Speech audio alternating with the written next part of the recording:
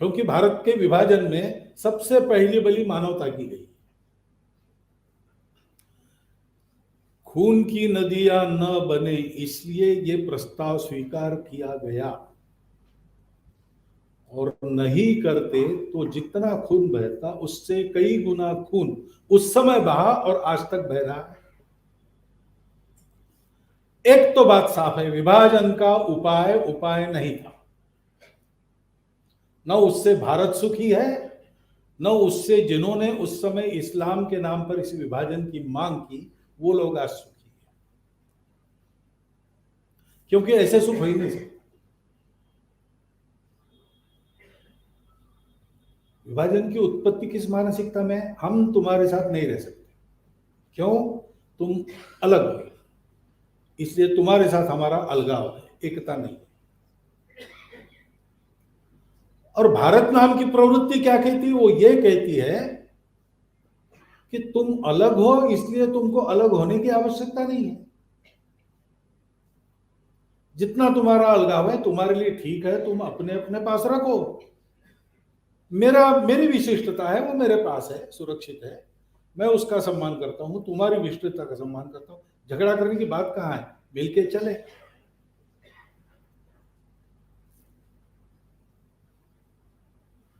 इस सबको जोड़ने वाली, सारे मानवों को एक करने वाले तत्व के विरुद्ध तत्व का उससे संघर्ष कब शुरू हुआ?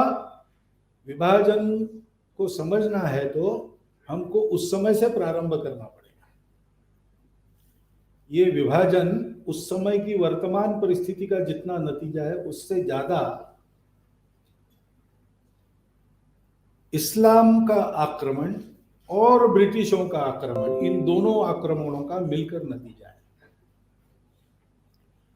इस्लाम का आक्रमण हुआ, उसके पहले भी भारत पर कई आक्रमण हुए।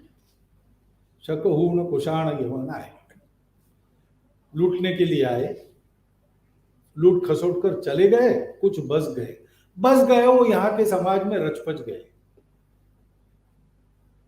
शक लोग कहाँ हैं पता नहीं, जो भारत में आए थे और राज्य करने के लिए बस गए यहां, वो आज कहाँ है पता नहीं। हूण कुषाण यवन कहाँ है पता नहीं। लेकिन इस्लाम का जो आक्रमण आया, गुरु नानक देव जी ने सावधान किया था सब। लोक भाषा में जो शब्द आता है वो संतों के मुख से आता है, लोक भाषा में शब्द चल रहा था, इसलिए गुरु नानक देव जी के वर्णन में पहली बार आता है तुर्कस्तान खसमा न दिया, हिंदुस्तान डराया। गुरु नानक देव जी ने साफ कह दिया कि ये आक्रमण हिंदुस्तान पर है, हिंदू समाज पर है, किसी एक पूजा पर नहीं। क्योंकि तत्व की दृष्टि से देखे तो इस्लाम के जैसे तत्व कहे जाते हैं, वैसे एक तरह से निराकार के तत्व उनको उससे सामने रखने वाली पूजा है, भारत में भी है, उनको भी बख्शा नहीं गया।